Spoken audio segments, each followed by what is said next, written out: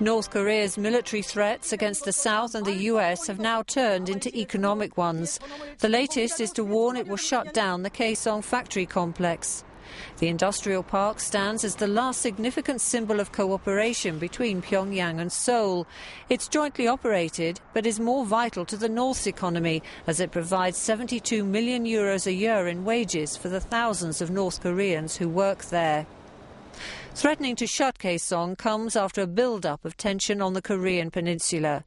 Leader Kim Jong-un has already said his country is entering a state of war with the South and has readied rockets to strike at US targets.